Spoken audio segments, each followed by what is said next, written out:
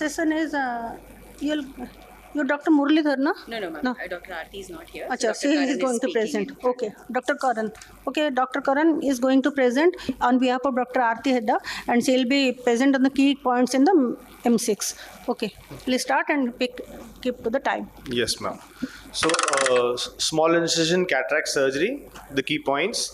So, first comes the choice of anesthesia. You should choose what works best for you. If you're a resident or a fellow who's just started training, peribulbar anesthesia is good to go.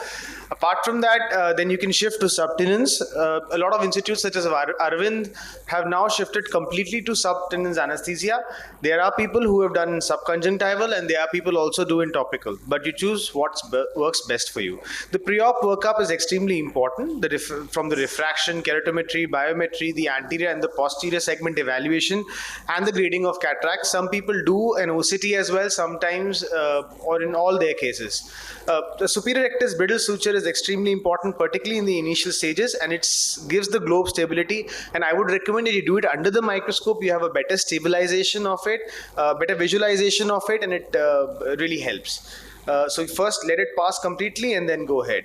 The next step is the conjunctival flap. A good dissection is extremely important. You should not have any tenons for it, and you cauterize only as much as required only. Don't do any extra cautery, and try to leave a frill of preserved limbal stem cells because it's good, and you try to prevent buttonholing here. The incision, we all know about the Cox funnel, so it's for an astigmatic neutral thing. The various incisions are there. You have the straight incision, the frown, the chevron, and the smiling incision is what you would not recommend. The ideal incision is located about 1 to 2 millimeters from the anterior border of the limbus, and the depth should be about 1/3 to half thickness of the sclera. The crescent should be about translucent there, and it's about 1 to 2 millimeters or 2 millimeters in the internal corneal lip should be there. When you're going to this, after you need to do a tenotomy as well, or you can scrape it with the blade, 15 number blade, and then do the incision. It takes out any extra tenons that are there. Initially, when you're starting, go for a larger incision and start with a straight one. This is something initially you can graze the incision and then you can go inside. A couple of modifications is such as you can go for a no conjunctival flap one, as you can see in the video over here. It helps to preserve the limbal stem cells. There's less fibrosis over here. Advantages, you're leaving a comparatively virgin conjunctiva over here. It's fairly easy with experience. Beginners, the problem that happens is with the depth perception. The grip and the tunnel, now you can hold it at, I prefer to hold it at the opposite side, that is at 6 o'clock. You can hold it anywhere, or you can give a groove, create a groove as the first video shows over here, and then go inside, wriggly motion, then movements on the side, and then you can create the tunnel. Using a keratome, preferably you would prefer a beveled down keratome, but it's not always available. So then this is a beveled up one, and then you can go inside, dip inside and enter, and then forward movements is what you would prefer to open up the rest of the incision. The indications of a temporal section would be if there's high against the rule astigmatism, or if there's a presence of a superior filtering bulb. It induces less astigmatism in comparison to the superior incision. There's no brow effect, easier in deeper orbits, and gives a good red glow as well. Disadvantage would be the orientation for the surgeon. Regarding the incision, always use sharp instruments, calculate your SIA, and if possible, do it along the steep axis. The incision size depends on the magnitude of astigmatism and also the grade of the nucleus, so you have to customize accordingly. The side port preferably should be 90 degrees away, and again use sharp instruments, otherwise there's always a risk of DMD. Coming to the rexus, you use the shearing forces or the ripping forces. You can do it with the cystitome, or you can do with the utrata forceps as well.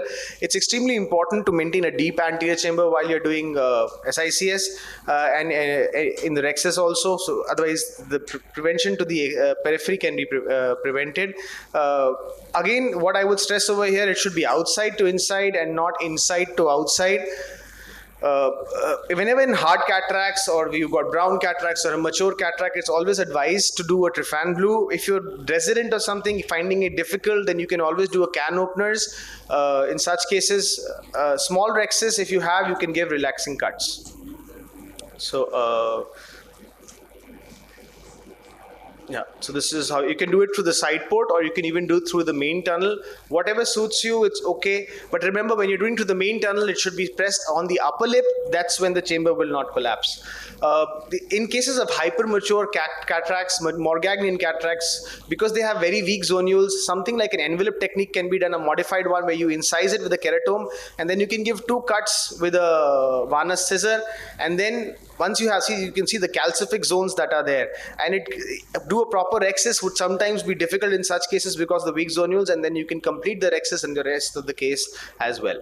Utrata really helps over here. So I would recommend a change order. I do a superior rectus brittle suture followed by a side port, then a rexis, and then a tunnel. The reason is, this is particularly helpful for residents and beginning surgeons.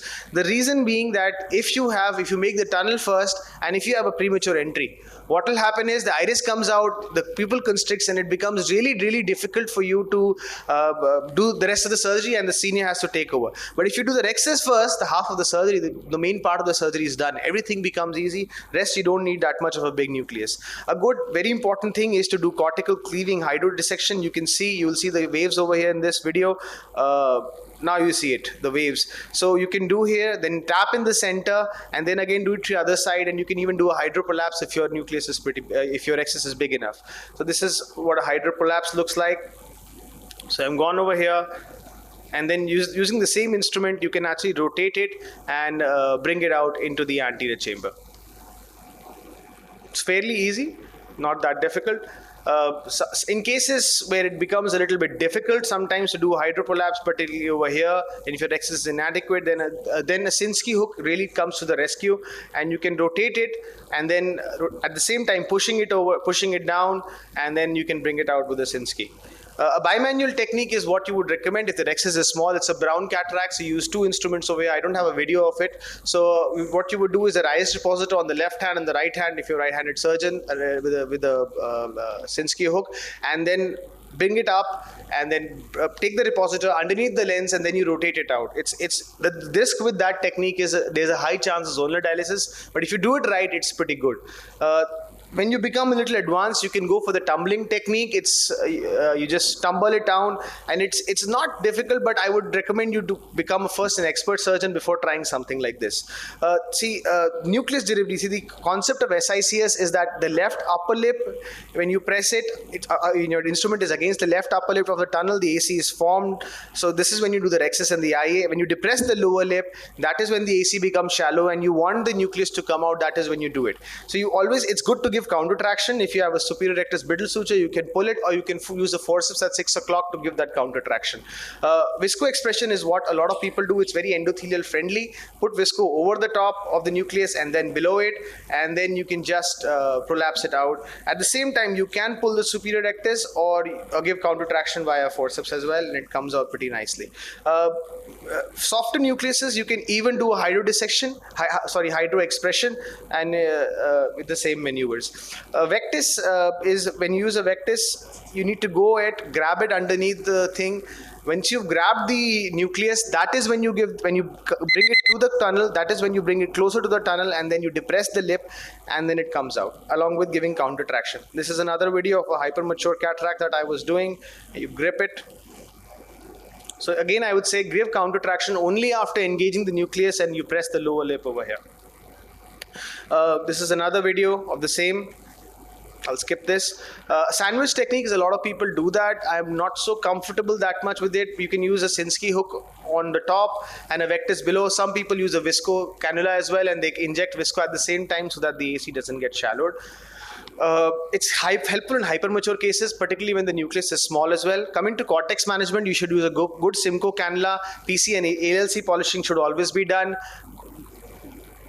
Get a good hold of the area, sweep it around, and then bring it to the center and aspirate. If there's an area of zonal dialysis, then what you need to do is you need to do a tangential aspiration. That's the rule.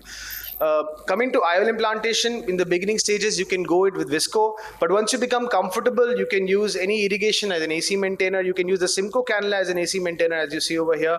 And with that, this is under visco, and you can just implant it, rotate the IOL into the bag. It's very important to put the IOL into the bag. So this is another example of that. So over here, what I'm doing is, you can see I'm using a Simcoe cannula, and I'm I put it in my left hand and I'm going to put it on the side port and then put the nucleus inside in the bag. It's nice, and then same instrument, same forceps that I'm using, I can actually just put it into the bag. I'll skip this. Whenever you have a doubt, so suppose if you're doing hydroimplantation, I'm using the irrigation part of a bimanual eye over here, always inject visco over here, and then you can rotate it into the bag. It becomes easy. Whenever in doubt, inject visco. It really helps. Regarding closure, always suture your tunnel whenever you are in doubt. You can cauterize this conjunctiva, or you can even give a subconjunctival injection. Post-operatively, the medication as such. And thank you so much for this opportunity. Thank you, doctor, for a very nice presentation about a very common topic which everyone must be doing. So it was a very nice presentation. Thank you.